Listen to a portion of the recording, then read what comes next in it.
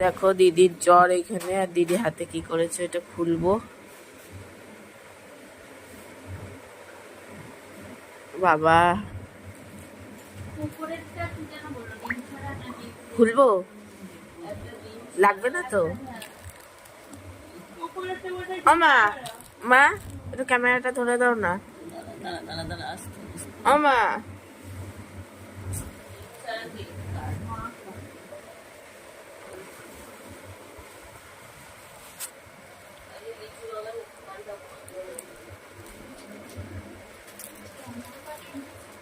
তো গাইস